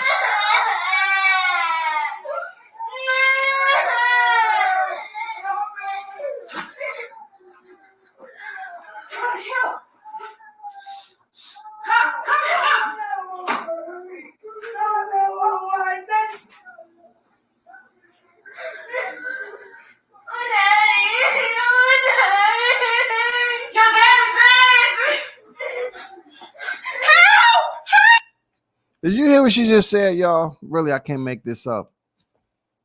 The kid said, I want daddy, man. That's the saddest thing ever. A kid that young, their father, even though the father is in a very, you know, volatile situation, unhealthy, right? Unhealthy, but these kids acknowledge that that's their dad. He's been around enough, right? He's been around enough for the kids to know that's their daddy. But also they understand that daddy and mommy, they've been arguing. They don't get along. You know what I'm saying? But the pure emotion from the kid when their dad was shot, they understood that he was harmed, that he was shot, and it was in a bad way. They recognized at that moment cognizantly that this is what's going on, the good and bad. The good was their dad. The good was they recognized that was their dad. They understand that something was going on. Something was going on between dad and mom again. But in that moment, they felt for their daddy because he was shot. And he was probably laying on the ground in close proximity for them to see. The bad is that their mother shot him. So being that these kids are able to process the good and the bad, and being that their mom shot their dad, who they consider in this moment to be good, because they called out, they say, I want dad. Now these kids are going to grow up in resentment because mom is going to be locked up for quite some time. And these kids are going to grow up with grandma all the way up to hopefully she don't pass away while they with her. And they're going to grow up with resentment because their mom just killed their dad. It don't matter the type of temperature that mom and dad had. They argue back and forth and all this other stuff. Kids just sponge all that up. They can sponge it up, and they can really make decisions as they get older on who they like the most. They like mommy, they like daddy. But in this case, man, the kid called out because they knew dad was in trouble. They knew dad was in a bad place. And that person that said dad's dead, it just further shows you the type of environment these kids been subjected to for a long time, for an extensively long time. For them to tell that kid right at that moment that their daddy was dead instead of keeping it away from them, calling first responders to come over, keeping them kids out of it. Just goes to show you what type of environment it is. Now, when it goes from mayhem to anguish, mayhem to anguish, pain. The pain was genuine. See, we can't go around and act like, well, it's okay to be in a hostile environment and we just stand around for the kids. In this case, it seems like Khadijah had a situation that she might have had a dude that in there that wasn't adding up to what she wanted as a husband. But that's who you selected, shawty. That's who you selected as a man. You can't sit up here and continue to blame a man who you knew all along how he was. You laid down with him and had a baby. But while that baby's in the process of growing up in life, you are pointing the finger as if he all of a sudden changed. No, he's been the same person since you met him. So Khadijah is 28 years old. 28 years old. They'll probably get her for like, whatever. I don't know, second degree. I don't know. They might throw manslaughter. I don't know. If she can convince them that she didn't know this, that, I don't know. But she probably won't get out of prison till when she's in her 40s. Seriously. When she's in her 40s. They say Brown was arrested and charged with murder. She was booked in the county adult detention center. A bond wasn't set for Brown Saturday. Check this out. This is very important right here. There was a history of domestic violence between Brown and the victim. This was a tragic, senseless murder, and our thoughts and prayers go out to the family of the victim. Fortunately, Brown is in custody, and we look forward to the criminal justice system holding her accountable, said Sheriff Eddie Hawkins. There was a history of domestic violence.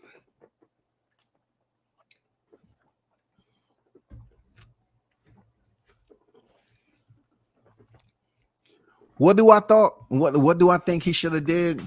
Like I said, he could have left the house a little bit sooner, but like we always know, if a person hanging around in a tense situation like that, this is going on time and time again before. This is a routine that deals with them. They get mad, then have makeup sex, and then they get along for a little bit just because they have an arrangement, y'all. Arrangement would never keep a family together. Remember, an arrangement would never keep a family together. It don't matter how many kids you got. Just because you all have an arrangement and y'all are standing together because of the kids, if there's no love there, I'm talking about the type of love that you would think twice before pulling a gun on your better half, it's never going to work. The type of love that you have to be able to talk out a situation, talk it out, to resolve an issue. I'm talking about that type. If you don't have that love, the arrangement will never happen. If you're struggling, both of y'all living up on the same roof, but let's just say one or two, the female or the male is not really providing equally, then that can be a problem. If the man who they so-called want to be, the head of the household, the breadwinner and so forth, that's the way it used to be. But in this day and time, women are out there in the workforce, and it is very, very difficult for a woman to respect a man who's out here working and making just about the same as if she's making. Real talk. It's the weirdest thing ever. I'm not gonna lie, it's the weirdest thing ever. Like, if you making equal to what your girl is making, let's just say she's an average annual, let's just say she's making 40,000. If a man comes in at 40,000, it's not at 50, then he considered below average, because you're basically doing something that she was able to achieve. And then look, me, hey, WCS, I ask her, like, well, are we competing? No, are we competing? I thought we was in a relationship of equity. We was trying to build equity with one another. We was trying to build love, but no, We're competing from with my understanding. So when there's competition, it leads to situations like this: domestic violence. It leads to arguments. It leads to arguments. The Jonathan Major situation is a bit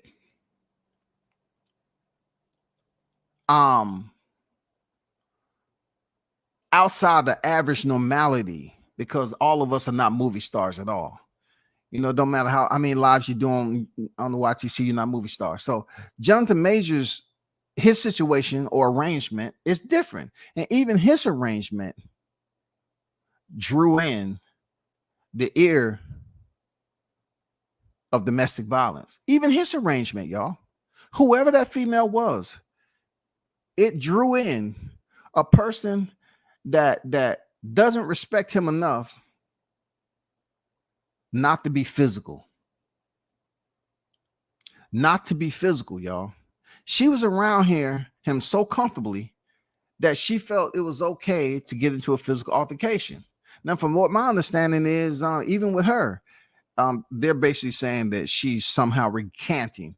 I don't like the recanting of these females who take you through the mugshot and then they recant their story after they calm down. Oh, I just wanted to teach you a lesson. No, you teach yourself a lesson, because I won't be around for chapter 2. You sent me there. I don't care how bad you look. I don't know. I don't care how beautiful you look or how sexy you are. If a female send you to the booking station and they do paperwork on you and they up there telling lies and making it seem like it's one way, then that's a person you don't need to be around. You don't need your daily schedule to consist of that person anymore. Even if y'all make up and things seem cool, it's never going to be cool. It's never going to be cool.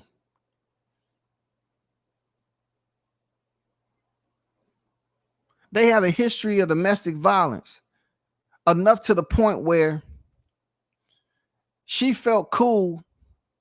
She felt comfortable enough to pull a weapon on this guy, being that she totally understand what was in the weapon. She knew. In the video, you can hear her say, I didn't know. It was a, let me continue to play the video. Let me continue to play the audio, rather. Help! The gun went off! No, Jamie! Jamie! I didn't know one in the chamber! She said she didn't know one was in the chamber. And I'm calling BS on that. You knew one was in the chamber. Real talk. You knew one was in the chamber because y'all kept that weapon around the house with one in the chamber. And we're not talking about individuals that's living on Beverly Hills. No, we're not talking about individuals who's living in high rise overlooking the city skyline. No, they living in where they was living. They live in the Mississippi. I ain't clowning them for any of that. Only thing I know is they was in an area where they had a pistol, and that pistol had, most of the people I know that's living in that type of environment, they're gonna have one loaded already. So you say the gun just went off. No, the gun just didn't go off. You squeezed the trigger. The gun just didn't go off. Now, if you're in a scuffle, and a gun has been drawn and you're trying to wrestle the gun away and all that, and the gun just go, it's possible. It depends on who has what, who has control of the weapon, a lot of scenarios. But in this case right here, she's saying the gun just went off. I didn't know it was one in the chamber. The gun just went off. It sounds good. It's going to sound even better when the prosecutor presented for evidence in during trial.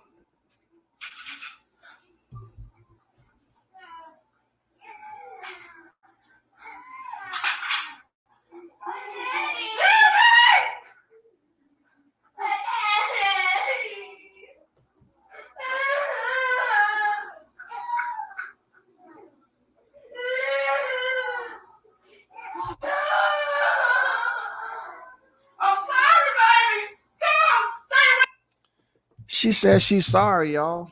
Kadeja says she's sorry. Kadeja says she's sorry.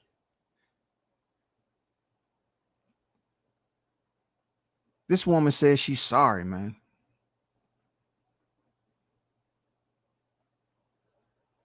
kid is up there separating, the kid is up there processing the bad in this situation. The kid is giving you raw, pure emotions, which is just to hear a kid cry like that.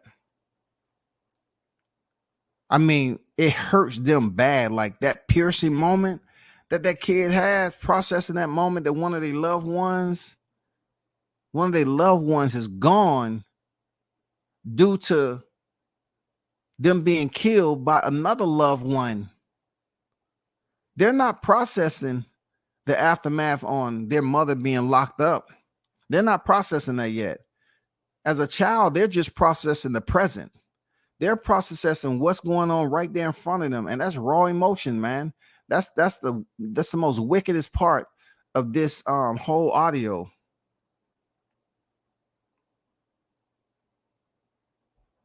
And then she's gonna come out her mouth and say what she said.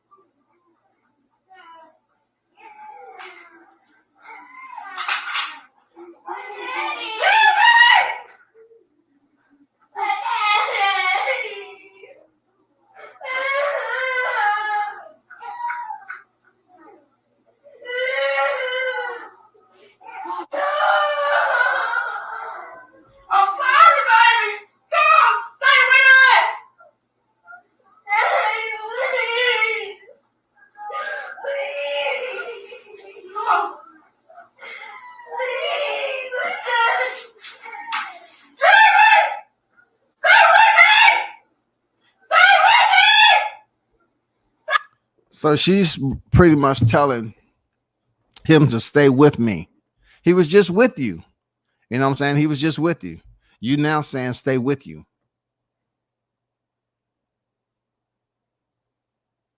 He was just with you.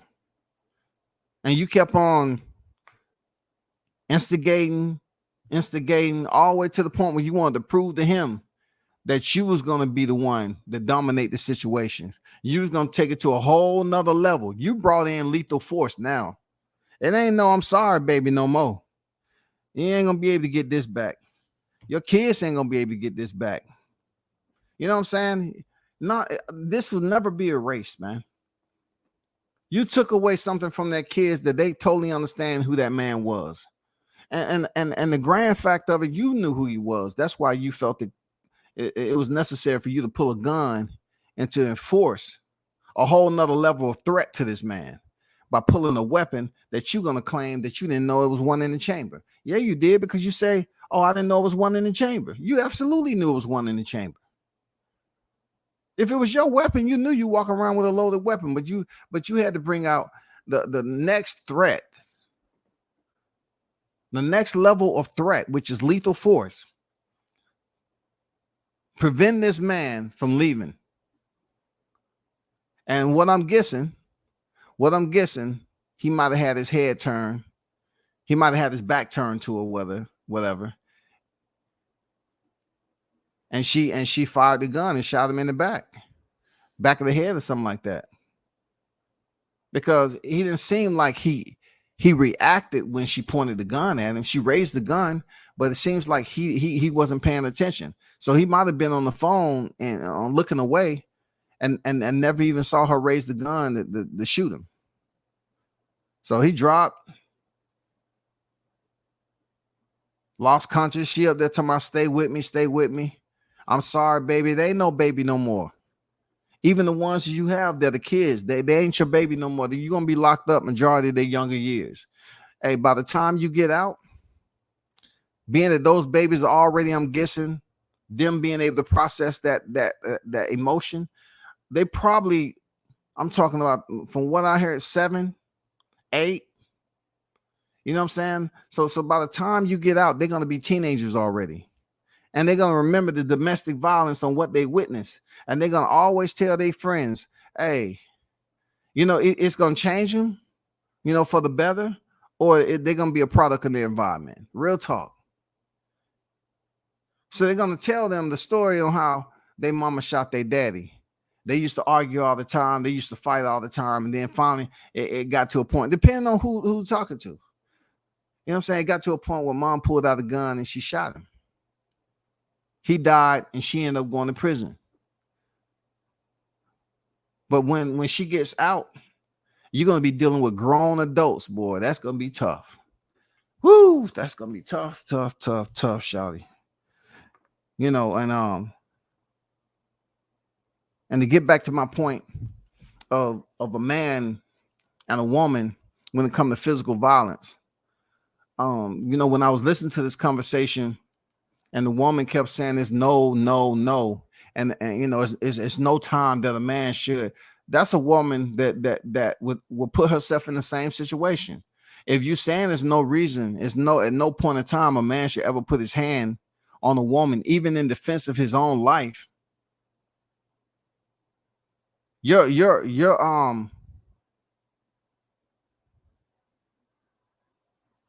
mental distortion is very, very severe. You're not willing to understand that you yourself may push to the brink of something going on like that.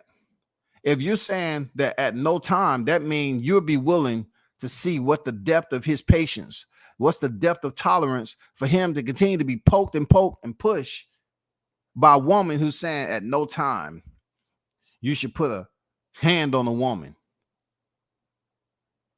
I understand there's levels, and I understand there's certain points where conversation, they don't deserve any of that. But a man should be able to defend himself just like a woman should be able to defend herself. A woman shouldn't be able to just defend herself by extreme measures based off throwing a fit of rage just because she can't get away. Oh, so I'm going to set the scene right now. This is the same person I said, no point in time you should ever hit me. But now I'm going to take you through the threshold. I'm going to see how deep your threshold is putting up with me, because I'm going to push you to the limit. And a man, depending on who he is, only have a certain limit that he can go through before he responds. Notice I said responds, because a man can respond verbally, and it can trigger a woman just like it was a physical slap to the face. That's real. A man can say something to a woman very, very, I'm talking about sharp, caustic, and it can affect her just the same way as if he struck her. So a man slaps a woman, or if a man pretty much berates a woman with words in response to what's going on, both of them can have the same result. The same way a woman can say something to a man, she can either slap him or say something to him, and it may be a trigger word that he himself may lose it. But in this case, I'm talking about how men are sometimes on the back end of a lie too many times, especially when it comes to domestic violence. Too much of a time where if you had a floor plan to egress out the situation, egress. I remember being in a situation where I egressed from a floor plan from a domestic situation. And I still have the scar on my back for which I was struck with an object. Egressing from the situation because I didn't want it to, be a part of the military and them going, egressing out the door, boom, attack. Didn't want to go to on the blotter, being a part of a domestic situation. Being in the hallway, walking, boom, another strike from the back. You can egress all you want. That doesn't mean the violence is going to stop. So either one, you maintain patience. If you run away, Let's just say you run away as a man, running away from a situation. I don't know. It sits different with people. Sometimes men don't want to run away from situations that they feel like, okay, it's time for me to stand my ground too. Because you run away and you get back with that female, she's going to always remember that you ran away. She got you to run away. You can be in the weight room, got an bench of 315 for 10 reps. She's going to remember that big dude or whoever you are. You can be in martial arts, you can be in boxing, you can be all of that. Fit. She remember you running away. Running away. Running away. You're going to remember running away. So you continue to get struck and you're walking away from a situation, and then you reverse and you face the imminent, and she's standing there. Now it becomes a whole nother situation. What happens now? You know what I'm saying? She done tore your patience down. She shredded your trust. You have no more confidence that she'll stop abusing you.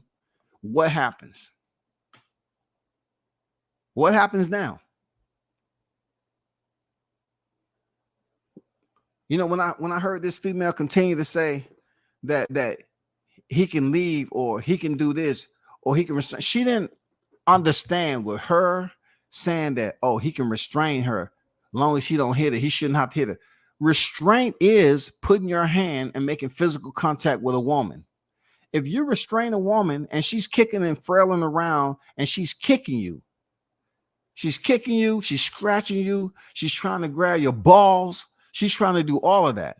It's still putting hands on a woman. When she calls law enforcement, it's still going to go down the same way as that you put hands on her. When you restrain her, she can say, oh, he was choking me while he was. Did you restrain her? Yes, I did. How did you restrain her? The only way I could restrain her is from the rear. So it was a possibility that you choked her. No, I didn't choke her. How do you know?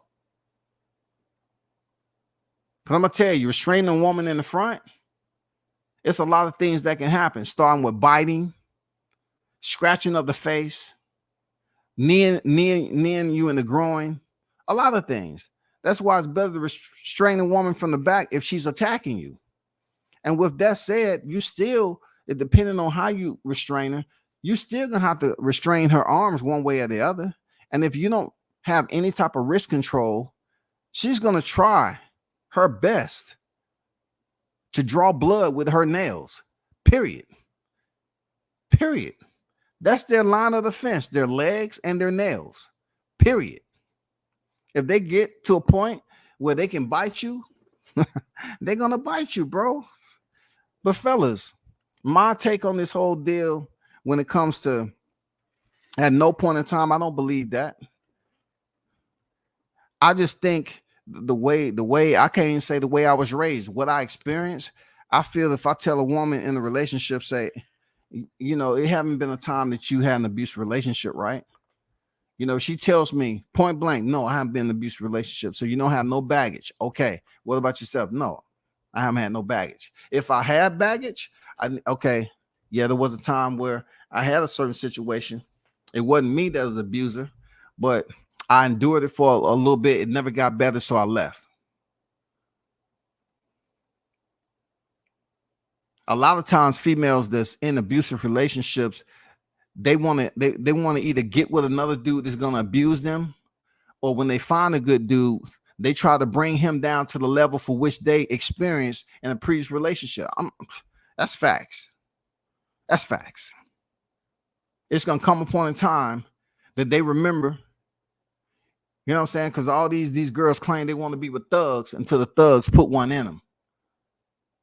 You know what I'm saying? They want to be with a thug until he does thuggish things to them. And then they're a lady. Oh my God. I had aspirations. I was planning on going to college. Oh man, I want to be a physician or be a psychologist. I really want to help, you know, the youth.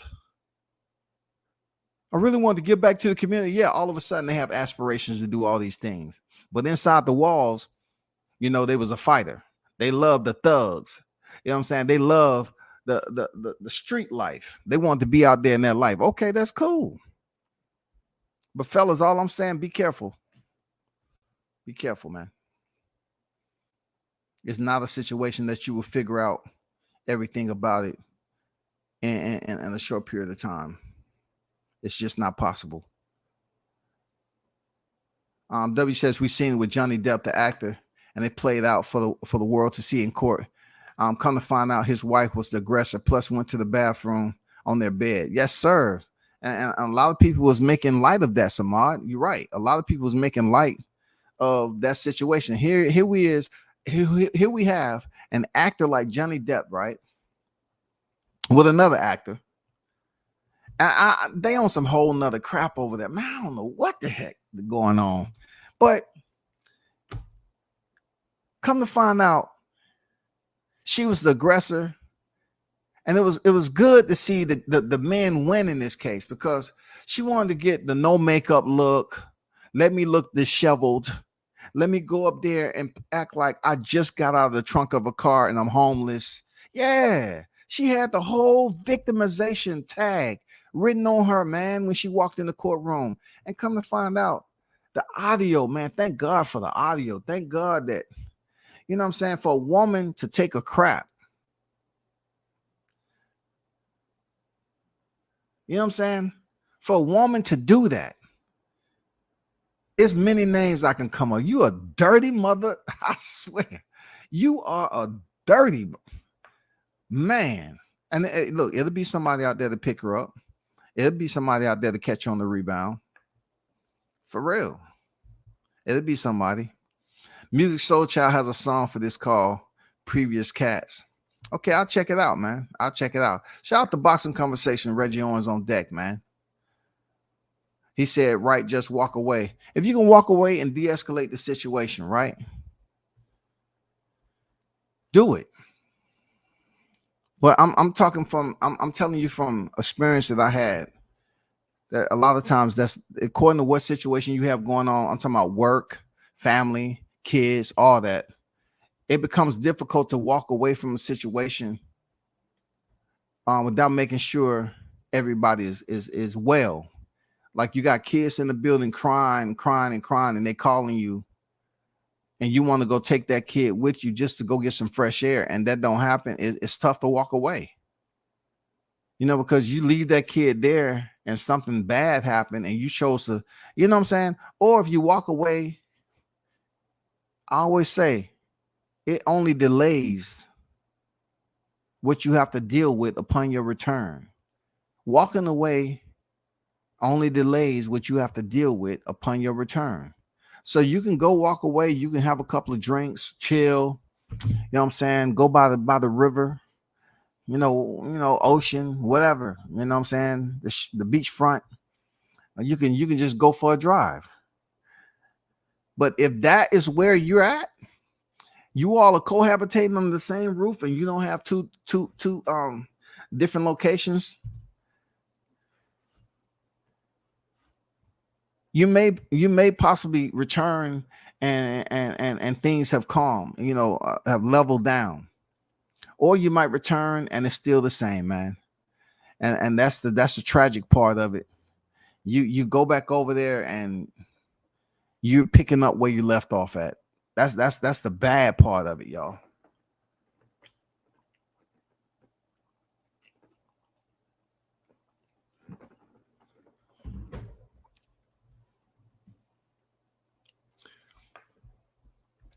The kids will live that trauma for the rest of their lives. It's unfortunate, but sending out positive vibes, affirmations, and healing thoughts to those kids and families. For real, dog. For real, man. Those kids was old enough to separate the mother and the father. They was old enough to understand the good and bad in the entire situation. And they knew Pops in that moment was in a bad place. That's why their emotions came on. They seen it. They was paying attention, man. They seen it. Kids are sponges, bro. Like you said, healing thoughts to those kids, man. Come on, bro. That's gonna tear them apart, man. It's just happened. Those kids, oh man, they're gonna be torn apart, man. They're gonna go through. They have some dramatic damage that they're gonna have to deal with, bro. Oh man, it only takes 3 pounds of pressure. Yes, sir. I mean, it's just, man. You know, just to say, I'm sorry, baby, when the father of your kids is laid out. Like, it's not for me to understand when I see relationships that women try their hardest to break down the man that they are in a relationship with. Not only the man that they're in a relationship with, but this is the father of your children. So when you're sitting up there telling and saying that he ain't, that is the person that you chose. That he ain't. You chose to lie down with them. You chose to be with that person that ain't doing nothing. So you say, you chose that, man. You chose to be with that guy. You chose to be with that dude. You knew you met him under whatever circumstances, and you've been dealing with it, dealing with it, dealing with it, dealing with it.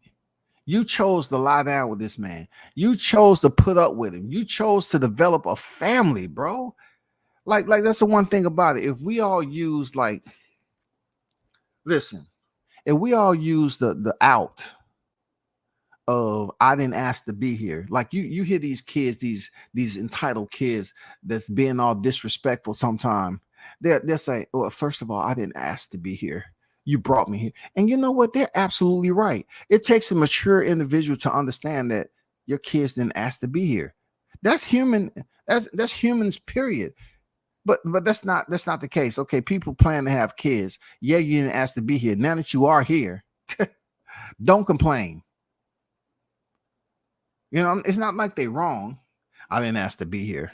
You brought me here. Not everybody can be in a positive situation. You feel me? Not everybody can be in a positive situation. But you have more, if you just have a child or two, just say you have two, man. You laid down with this dude. Just say both of the kids are not his per se, but yet he's still been there. Still, there's a connection between those children and that grown adult that you saying ain't nothing. And your lame, pathetic, pitiful mama up there is used to going through the same, oh, y'all just stop it. Oh, man, just stop it. Oh, no. And you don't need to bring nobody over here. And while your daughters continue to poke she continued to be the provocator, and you just sitting up there, oh, y'all stop that. Y'all stop it. I'm guessing to myself, the mother is standing there at the access of her daughter. And then I'm curious to know who was providing the income for that home, because now if it was either because he was going to work, so he had to be bringing in some income, and she might have been bringing in some income, or there might have been no government assistance on one half and the other one working. It don't matter. I don't know. I can't figure it all out. But if the grandmother wasn't working, now you're talking about them being homeless or having to stay somewhere else. You know what I'm saying? Who's going to pay the rent? It's bad all the way around. Who's going to pay the rent? Who's going to buy these kids clothes? Who's going to take them to school? Grandma? Oh, it's tough, bro. It's tough. I smacked the fire out my ex, but she smacked me first. She slapped me good too, but I got mine back. She was crazy. She carried her baby in one arm, hand, a Glock with the extended mag in the other hand. Jeez. Hey, like I always tell a man also, don't never underestimate these women's capabilities, not just the physical aspect, but the influence that they have on another man. Real talk. They can sit up here and say that a man slapped them first, and they was the ones that instigated the whole situation. You can get an innocent man to cry on their shoulder and convince them that you're being abused, and depending on who that man is and who he knows, can go over here and cause harm to a man he never met in his life, all because of this female has influence on him. And he believes that, oh my God, she's a victim. She's a victim, y'all. Oh my God, she's a victim. He putting hands on her he's a bad dude. And you know, he might be the type of dude that put hands on women himself. But just because he might feel something different about this female, or they might have a previous engagement or relationship with one another, and they call themselves so-called friends, he might go over there, you know, just like what happened to Emilio, man. That girl lied on him, the one that used to be on the Steve Harvey show, lied on the dude, told an absolute lie, and got some dudes to go over there and cause harm upon him, and then try to call it off at the last minute and say it was a lie. And they say it's too late now. We already killed him.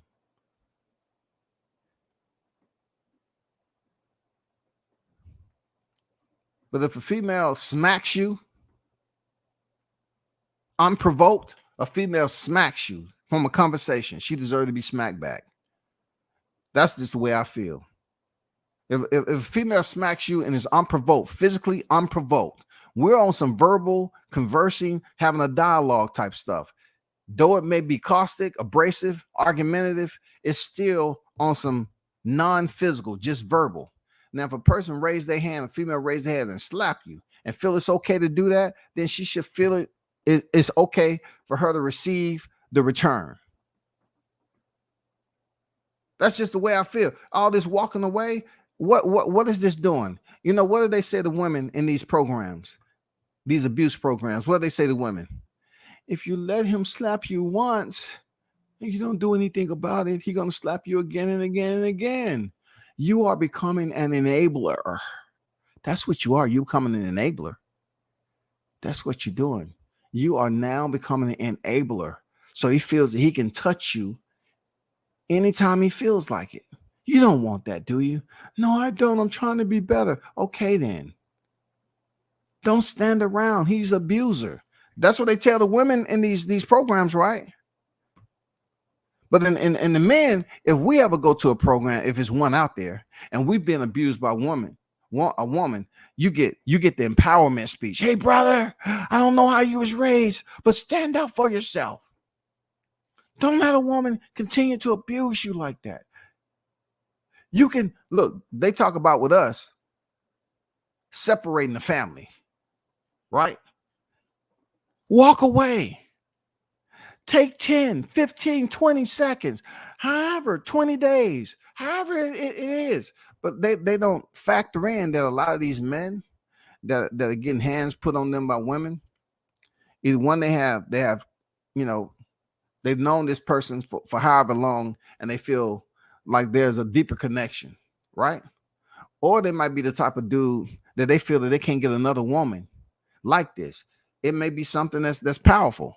The pum pum pum nani nani is a very powerful jewelry, very powerful gem. It's a very powerful piece of fruit.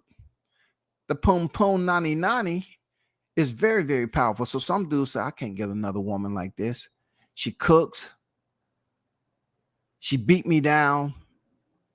You know what I'm saying? Every now and then she lets me in. And I feel that's okay. I don't like her putting hands on me, but I'm getting stronger and stronger as we no. When we go to a program, if it is one out there, they tell you to stand up for yourself, walk away. You know, as a man, you can go out here and get a job and be independent and this, that. No, if that dude wasn't independent and he stayed in a situation with a woman, that's because he felt comfortable being a bum like that. I'm not saying all men are bum, because in some cases, men want to stay there with the kids. Seriously. But some of these men are bums. They don't have no sense of employment, and the woman continue to treat you like a bum because you don't have no income. And when she come home, the dishes aren't washed, the floor ain't vacuumed, the kids' diapers ain't changed. You know what I'm saying? I mean, I've never been in that situation where a woman walked through the door, I ain't have a job. I just never been in that situation, bro. But I have been in a situation where, you know, I was in there with a very prepossessing, attractive female who, come to find out, she was in abusive relationships. And the foreplay and everything was great, masking the reality. you know what I'm saying, that lied beneath, and then come to find out that person has an anger issue for no dang reason, and they like to fight. Yes, sir.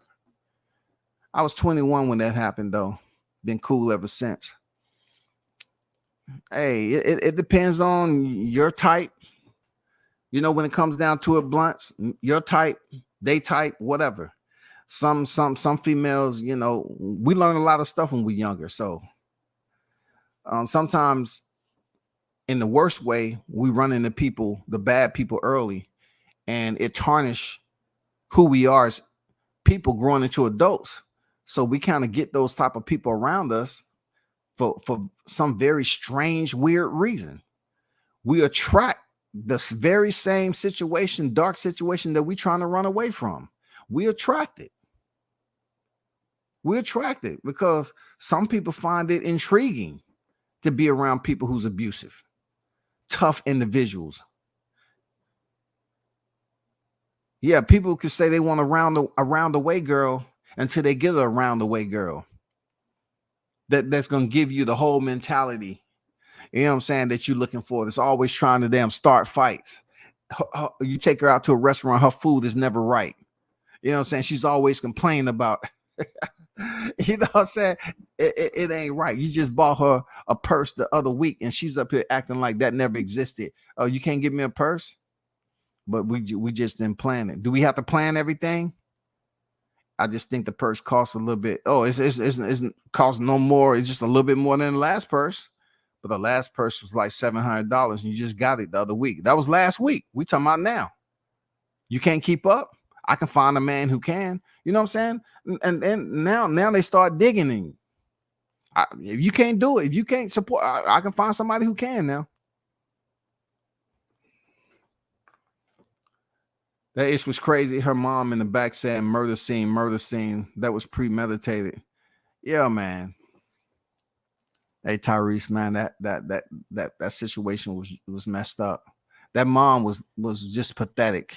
I don't know what else to say about Khadijah's mom. It's just she was pathetic. She's so used to just talking and walking. You know, people just talking and walking. They're retaining what they're listening to. Her daughter and her whatever, her baby's father, get into arguments like this and have domestic violence all the time. Y'all stop it, okay? Just stop it. Oh, the kids around. Y'all stop it. Don't do that in here. Please don't do that. The kids are right there. Come on now. Y'all be good. Be good. Don't start now. Don't start now. Oh, why you do that to him? Oh, why you do that to her? Y'all stop it. She been saying that stuff for so long, man. So in this situation, it was the same thing. Oh, you don't need to have nobody come over here. Y'all stop it now. Y'all stop it. Even when she brandished the gun, she didn't say, Khadijah, you know better than that. Give me that. If she would have cared, she would have went over. Khadijah, give me that. Now you're taking it too far. I can see y'all having arguments and all that. Give me that. No, give me that. You're not gonna, you know, make a wrong decision and take yourselves away from your kids. Give me the gun. Give me the gun. I didn't hear any of that. She just, all of a sudden, you know, her baby father's talking about, she gonna pull a gun on me. She gonna pull a gun on me. I didn't hear the sense of urgency from the mother.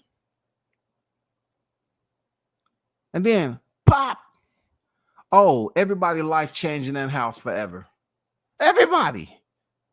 All of a sudden, both of them run. Oh my God. Oh my God. Now what you was gonna try to say, maybe if there wasn't a Facebook Live, maybe we would have been talking about a whole nother situation, y'all. What if she wasn't on Facebook? And they try to run and say, they stuck together. Oh, we're gonna say self-defense. The kids, hey, they're gonna be questioned regardless. They're gonna question the kids now. But as far as the mother and the daughter, they could have went with, oh man, it was domestic violence. We have had that happen before, and I just felt it was time for me to defend myself. I didn't want to get beat on no more. It would have been totally different, but this was on Facebook Live, y'all. In this case, this is where social media rallies to victory. This was social media is going to be used as a source of evidence for the better good. That's the great part about this. That's the great part about this. Facebook Live, hey, shout out to them, man. But that's my take on that, man. That's my take on that. You know, I hope Jonathan Majors get cleared, and I'm just going to be seeing how this plays out with this chick in the upcoming months when she go to court. I doubt she's going to get probation. I don't know if she's a first-time offender. I don't know that. With Cassandra, though, with Cassandra Damper, Cassandra Damper was a first-time offender. So her 10-year sentence, she's been allowed to get released on probation. And I'm curious to know how she's going to handle that, because her friend is never the same. A guy she used to kick it with who didn't quite do enough to have her stop playing with his weapon. I believe it was his weapon, for real. I believe it was his weapon that he got shot with. She didn't know one was in the chamber. But I think Khadijah, I think she knew one was in the chamber, because this chick, Cassandra Damper, it wasn't her weapon. But that weapon that her baby father was shot with, I believe they kept that around the house for quite some time, and they always kept it loaded. They always kept it loaded. She took the gun out and she kept messing with that dude until she shot him. And then she's all hysterical because of the result of him dying. See, she would have been the same person. She would have shot him in the leg, and she would have shot that man in the back, and she would have shot him somewhere that was non-life threatening. You know what I'm saying? But she shot that man and he died. It changes everything. I believe if she would have shot him and he lived to tell about it, you know, he got the bullet removed and everything, she would have been the same hateful individual. Tomorrow, don't piss me off again. I already shot you once. But being that this was extreme measures and a man ended up passing away is bad. It's terrible, y'all. But big shout out to everyone who tuned in, you know, to the live stream. Be back on a little later. I always thank you for y'all support. Those of you that was in the building, Tyrese, Big Blunts and Boxing, Bruce Gas, Boxing, Jazz, and more. Samad, Boxing Conversation, Reggie Owens, Trick Noti, my God, what's good? Town Business, Sports and Entertainment, my guy Jamal Neezy, Mr. Pads. Yeah, man, big shout out to y'all for pulling up. Neezy said society trying to defy the women. Society trying to defy the women. I have to look that up. Discredit somebody from that movie. To discredit the movie Creed success, they have to somebody from the movie. Well, it is a boxing movie, and domestic violence does happen globally. But unfortunately for him, he and me had the chance to relish in the glory. You know what I'm saying? Like, that movie's done tremendously. But hey, big shout out to y'all, man. Y'all continue to support. Hit the like button on your way out. For what I know, let me see. Let me take a gander over here. Got 18 likes, man. You know, go ahead and hit it like 1,000 more times. You know what I'm saying? Get the likes up. But y'all hold it down, turn up and tune in to World Combat Sports, man. I'm out. Peace.